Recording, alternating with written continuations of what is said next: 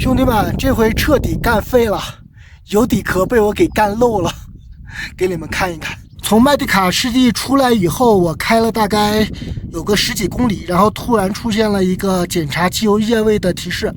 我下来一看，整个油底壳都在漏油，下面给漏了一滩油。然后我又看了一下那个机油标尺，整个机油全漏光了。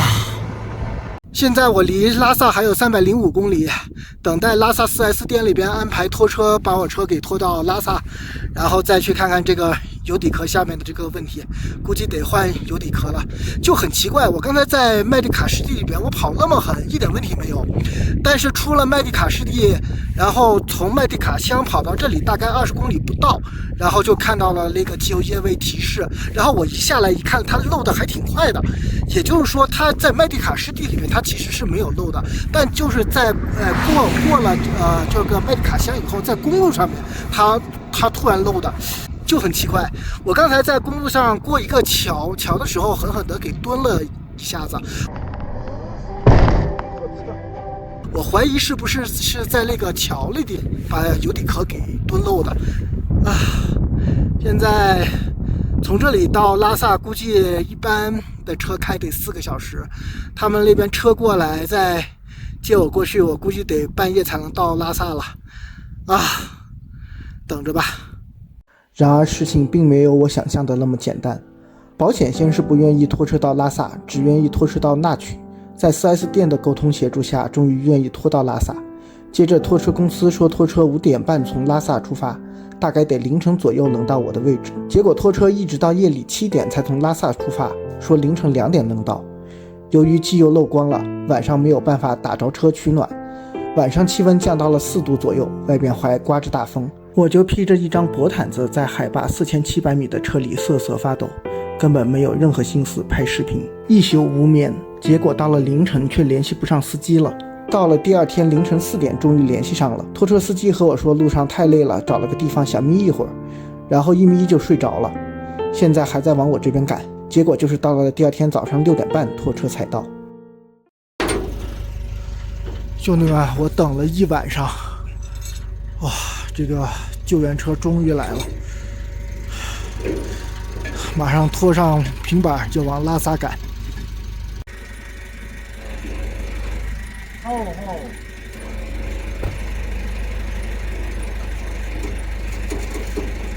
回拉萨的路开了8个多小时，拖车司机是个20岁出头的藏族小伙，路过垭口看到下雪了，还兴奋地让我帮他拍照，因为一宿没睡，精神处于崩溃的边缘。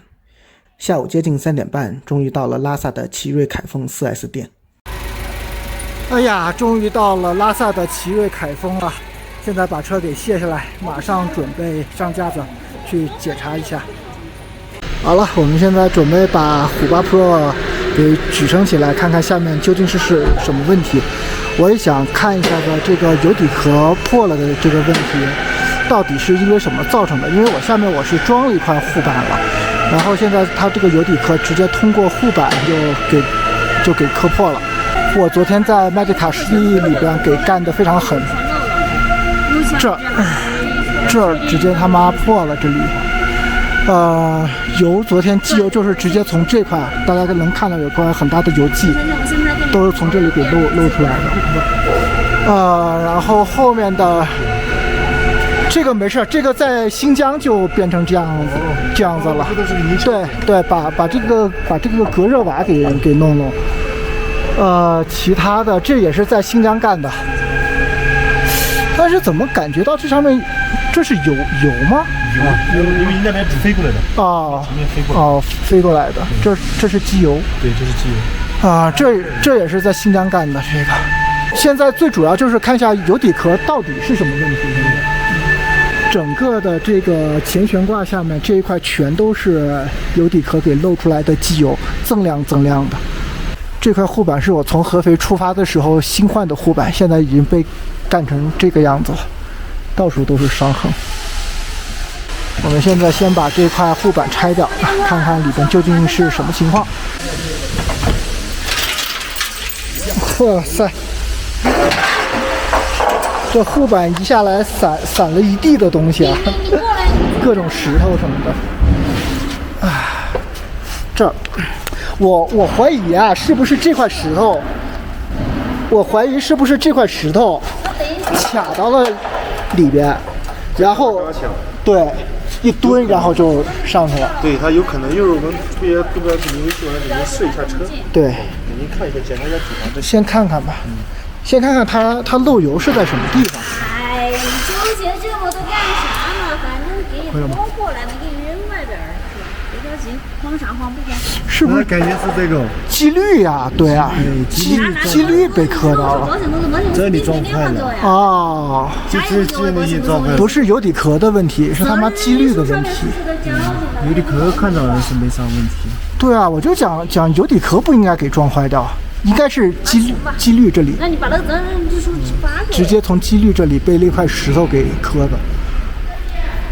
我感觉是，因为它机滤都是从这飘的，对，没从这飘。对，是的。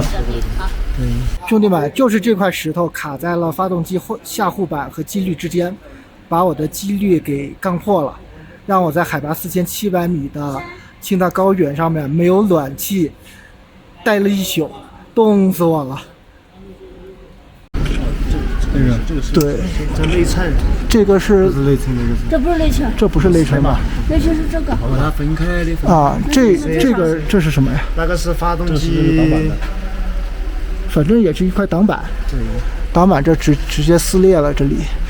把那个取然后机滤废了啊，然后其他的轴了，放的这传动轴。油箱的这个铝合金的这个隔热瓦已经磨到传动轴了，这里应该是被托底拖的，所以它整个下来以后就明显的造成了传动轴这边有磨损。这边油箱上面有个支架断掉了。啊，这块是吧？对，它应该是固定到这里的。对，是的。然后它就不会磨，它现在是下来了。对，这玩意儿有没有办法帮它给固定一下子？固定的话，只有想办法给你弄一下。因为这个油箱这里这里打个孔，对，把它绑在这上面。是，可以这样搞。对，只有想办法给你固定。行。换下来的这个被磕破的机滤，我去，这底下给磕成这样子了，太狠了。换新的机滤上去了。但是我觉得这个机滤的这个安装位置，它其实设计上面来说其实比较危险，因为你想想，如果是这个底盘护板安在这儿的话，这里只要进一些石头，只要是卡在这里，然后一蹲底就很容易把这个机滤给蹲破掉。所以这个设计的这个机滤的位置，我觉得是不是可以让它给换一个位置？加新的机油又可以继续干了。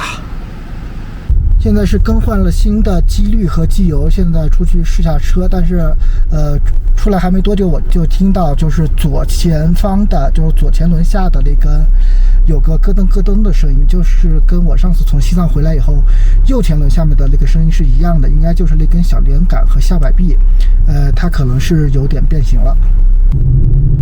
这个是一个什么样的声音呢？听出来它左前轮的轴承坏了。嗡嗡嗡的是吧？我原来以为这个声音是它轮胎摩擦这个路面的声音，因为我换的是那个 AT 胎嘛。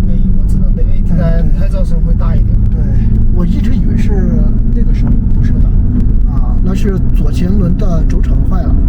好，试车回来后又看了一下油底壳，竟然发现有渗油的痕迹，又仔细检查了一下，发现是油底壳下面在慢慢渗油。这回看来不仅是机滤漏了，油底壳也干废了。还好凯丰这边有一块油底壳的备件，和人保沟通好后立即更换油底壳。左前轮噔噔噔响的这个原因找到了，是这颗小连杆的螺丝下面螺丝松了，马上把它给拧紧再试一试。好了，兄弟们，现在经过了一番检查，我们现在确定有几个东西需要换啊。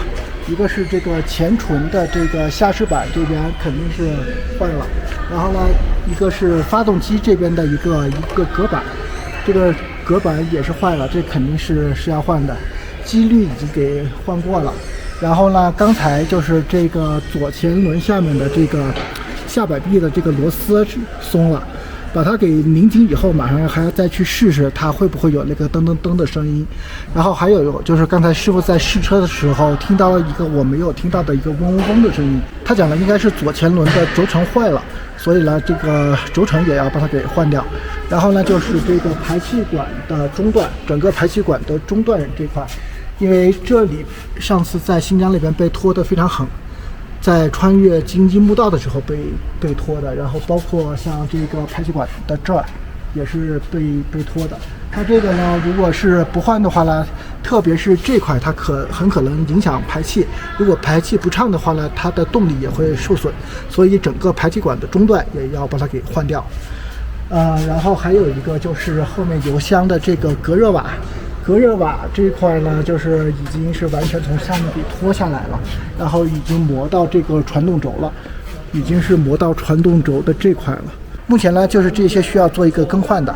终于把拉萨这边的人保给搞定了。搞定以后，我就是先在这边把油底壳先给换了，然后其他的件回安徽再报保险再定损。这边的定损照片都拍好了，然后回安徽再跟保险公司再说一下子就 OK 了。反正还是挺麻烦的，但是至少解决了我最大的一个问题，就是先把这个破损的油底壳给换掉，然后就 OK 了。现在就是开始拆发动机，然后接着就拆油底壳，搞定了，明天就 OK， 然后后天就可以继续出发了。在拉萨歇了3天，这一趟从合肥出发开到拉萨已经28天了，特别是进入西藏后又恢复了单人单车的状态，穿216国道无人区高原露营，穿麦迪卡湿地坏车高原一宿无眠，身心皆疲。